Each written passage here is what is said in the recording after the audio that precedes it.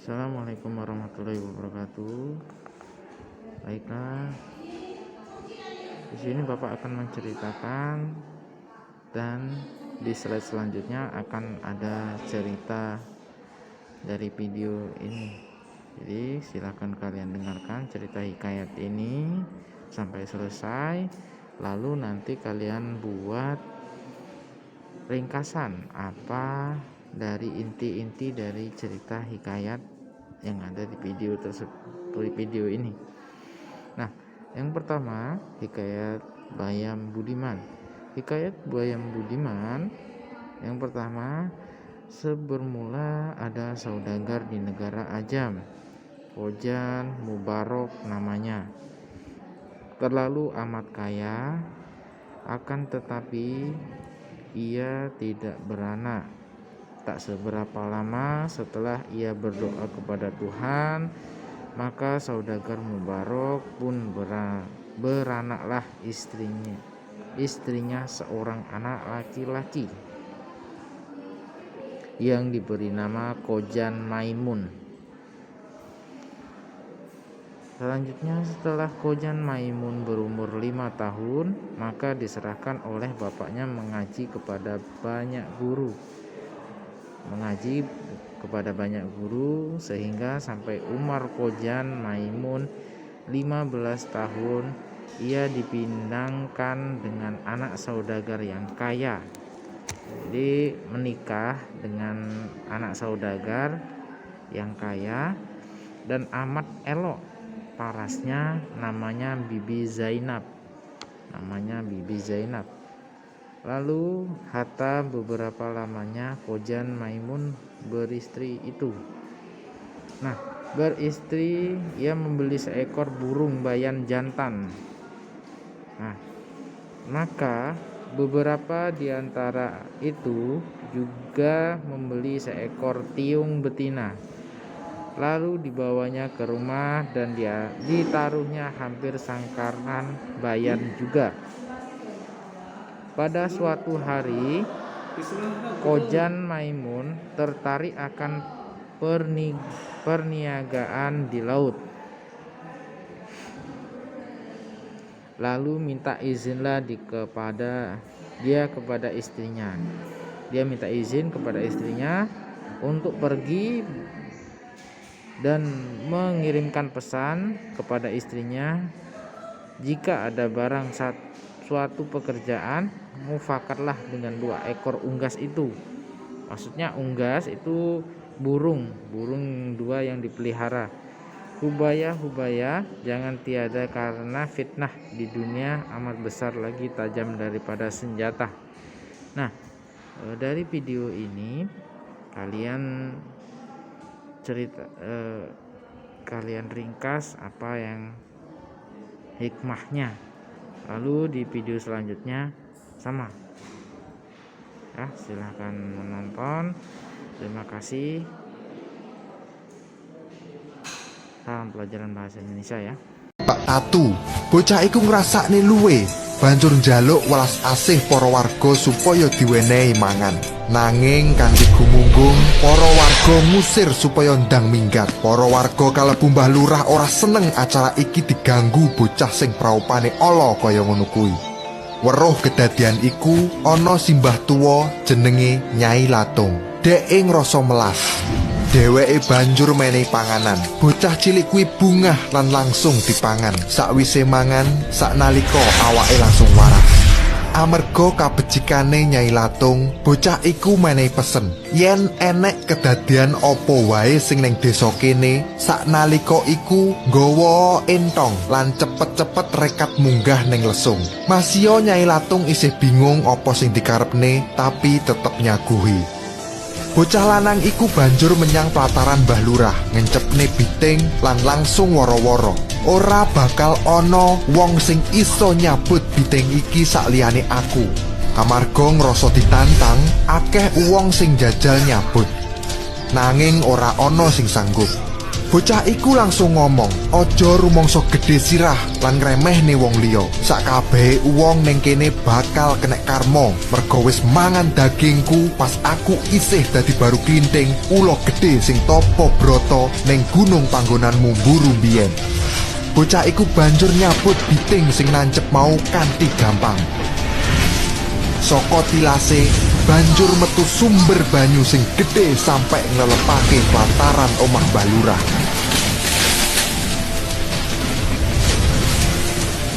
Amarga saking gedene banyu, omah, sawah, lan para warga kabeh klelep. Kajaba Nyai Latung lan baru klinting sing sadurunge wis nyepakne lesung dinggo prau lan entong kanggo obeke. Bocah baru klinting banjur ganti jeneng dadi Joko Baru. Lan daerah sing kelep iku dadi Tlaga kanthi aran Tlaga Ngebel. Pada zaman kerajaan Pajajaran purba, hiduplah seorang raja bernama Raja Mundingwangi atau dikenal juga Raja Siliwangi ke-6. Ia dikenal sebagai raja yang senang berburu. Suatu hari, ia tersesat di hutan rimba yang tidak dikenalnya. Setelah semalaman berputar-putar, bertemulah ia dengan putri cantik jelita penguasa hutan itu. "Saya bersedia menolong Tuan keluar dari hutan ini, asal Tuan mau menikahi saya." Mendengar syarat tersebut, raja pun bersedia menikahinya dan tinggal di dalam kerajaan itu. Setelah tinggal beberapa lama, Raja Mundingwangi merasa sudah waktunya kembali ke kerajaannya. Ia segera menagih janji pada istrinya. Sang istri, meski sedih, namun tetap mengizinkan raja untuk kembali ke kerajaannya sesuai janjinya. Raja Mundingwangi diantar untuk keluar hutan. "Kakanda, sesekali datanglah menjenguk hamba." "Jika ada kesempatan berburu, aku pasti kemari." Kepulangan sang raja disambut gembira oleh rakyat Pajajaran. Mereka mengira selama ini rajanya telah tewas dalam perburuan. Permaisuri dan seisi istana pun mengadakan pesta besar-besaran untuk menyambut kembalinya Raja Mundingwangi. Suatu malam, raja yang sedang tidur mendengar tangis bayi di luar. Didatanginya suara itu. Ternyata ada bayi tergeletak di pojok taman. Ketika raja hendak menggendongnya, tiba-tiba muncul wanita cantik yang sangat dikenalnya. Tidak salah lagi, dia adalah istrinya yang tinggal di hutan, Kakanda Mundingwangi. "Bayi ini anak kita. Dia kuserahkan padamu untuk dibesarkan di kalangan manusia. Sesungguhnya aku ini dari kalangan siluman." Setelah menyerahkan bayi itu, sang putri menghilang. Raja Mundingwangi pun tercengang kebingungan. Namun, segera ia melaksanakan amanah itu. Bayi itu dibesarkan di istana dan diberi nama Putri Kadita. Putri Kadita tumbuh menjadi gadis yang sangat cantik dan baik hati. Seiring bertambahnya usia, Raja Mundingwangi ingin menurunkan tahta kerajaan pada anak keturunannya. Akan tetapi ia bersedih karena belum mempunyai seorang putra penerus kerajaan. Meski Raja Siliwangi sudah memiliki seorang putri yang berparas sang. Seiring bertambahnya usia, Raja Mundingwangi ingin menurunkan tahta kerajaan pada anak keturunannya. Akan tetapi ia bersedih karena belum mempunyai seorang putra penerus kerajaan.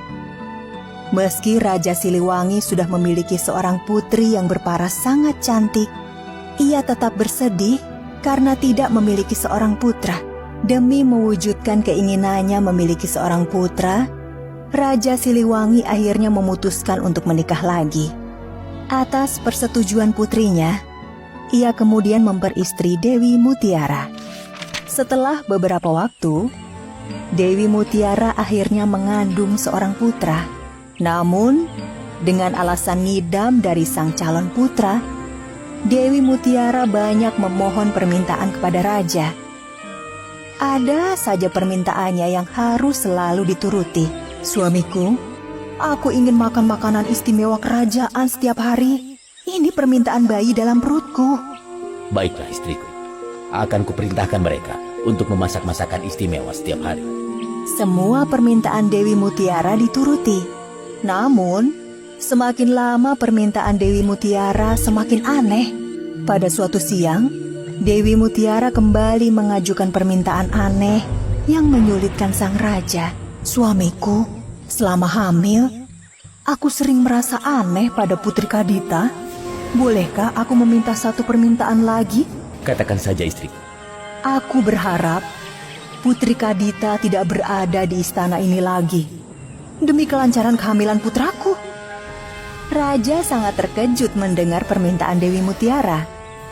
Bagaimana mungkin ia mengusir putri kesayangannya dari istana? Karena permintaannya yang sangat tidak masuk akal, Raja tidak mengabulkan permohonan Dewi Mutiara. Istriku, permintaanmu tidak mungkin aku kabulkan. Bagaimana mungkin aku mengusir putriku sendiri?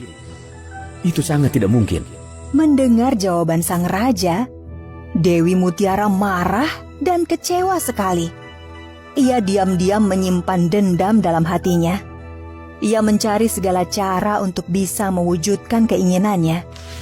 Suatu hari, diam-diam Dewi Mutiara memanggil seorang tukang sihir.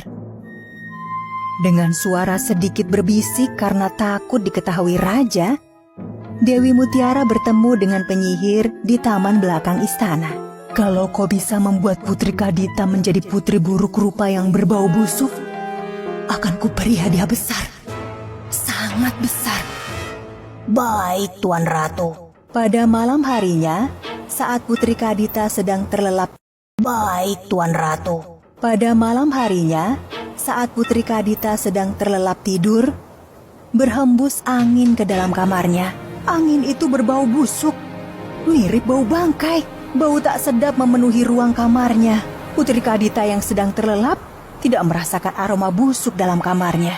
Di pagi harinya, saat Putri Kadita terbangun, ia menjerit histeris. Alangkah kagetnya sang putri melihat seluruh tubuhnya penuh kudis, bernanah, dan berbau tidak enak. Apa yang terjadi padaku? Kenapa tiba-tiba tubuhku dipenuhi kudis seperti ini? Wajahku juga penuh kudis. Sang raja yang mendengar kabar itu menjadi sangat sedih hatinya. Ia mendatangkan banyak tabib untuk menyembuhkan penyakit putrinya yang kesakitan. Namun tak satu pun yang berhasil mengobatinya. Mohon ampun Tuan Raja, penyakit Putri Kadita bukanlah penyakit biasa. Hamba tidak berhasil mengobatinya. Aku mengerti. Ada sesuatu yang aneh pada penyakit putri. Raja mengerti bahwa penyakit putrinya sangat tidak wajar. Seseorang pasti telah mengutuk atau mengguna-gunainya dengan sihir hingga tak mudah untuk disembuhkannya. Masalah yang terjadi ini dimanfaatkan oleh Dewi Mutiara untuk mempengaruhi sang raja. Dewi Mutiara menuduh Putri Kadita akan membawa kesialan bagi seluruh negeri. Karena raja tidak ingin putrinya menjadi gunjingan di seluruh negeri, akhirnya raja dengan berat hati menyetujui usul Dewi Mutiara untuk mengirim putrinya keluar kerajaan. Putri Kadita pun berangkat seorang diri meninggalkan kerajaan. Walaupun perasaannya sangat sedih, tetapi dia tidak punya dendam pada orang yang membencinya. Ia yakin bahwa Tuhan akan membalas atas semua yang menimpanya. Ia tetap berjalan sambil menangis. Siang dan malam, Putri Kadita berjalan menyusuri hutan, hingga akhirnya ia tiba di Gunung Kombang. Di sana, ia bertapa, memohon pada Tuhan agar wajahnya dikembalikan seperti semula. Di Gunung Kombang, dia mendengar suara seorang wanita. "Anakku, Putri Kadita, berangkatlah menuju selatan. Masuklah ke laut dan bersatulah dengannya." "Siapakah engkau, wahai pemilik suara?" "Aku adalah ibumu, anakku." "Ibu? Mengapa ibu tidak menampakkan diri?" Kelak kau akan tahu, laksanakan perintah tampakkan diri. Kelak kau akan tahu, laksanakan perintah ibumu, anakku. Ibu! Putri Kadita pun berjalan ke arah selatan seorang diri. Selama 7 hari 7 malam, Putri Kadita berjalan hingga ia tiba di pantai laut selatan. Putri Kadita berdiri memandang luasnya lautan yang penuh ombak. Ketika sedang terdiam, lagi-lagi ia seperti mendengar suara memanggil agar ia menceburkan diri ke dalam lautan. Semakin lama, suara itu semakin kuat terdengar, sehingga membuat Putri Kadita penasaran. Masuklah ke dalamnya dan bersatulah dengan lautan.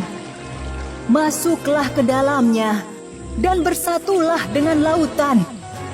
Dan akhirnya, dia pun mengikuti panggilan tersebut. Dia berjalan terus menuju laut lepas.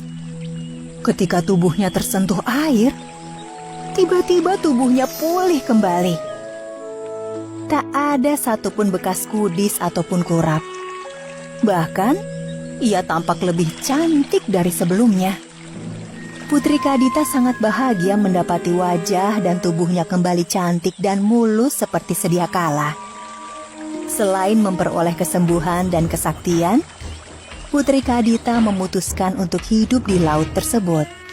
Ia segera menguasai seluruh lautan dan isinya. Dia pun mendirikan kerajaan megah, kokoh, indah, dan berwibawa dengan ribuan pasukan yang senantiasa mendampinginya. Dia kini yang disebut Nyi Roro Kidul, Sang Ratu Laut Selatan Pulau Jawa. Hingga kini, masyarakat yang berkunjung ke pantai selatan dilarang mengenakan pakaian warna hijau. Siapa saja orang yang memakai pakaian berwarna hijau, pasti akan terseret ganasnya ombak pantai laut selatan. Warna hijau diyakini sebagai warna busana kebesaran sang ratu, sehingga hanya dia yang berhak memakainya di tempat itu. Konon, pantai Pelabuhan Ratu merupakan tempat persinggahan Nyi Roro Kidul yang tak jarang menampakkan diri dengan mengendarai kereta kencana dan mengenakan baju hijau.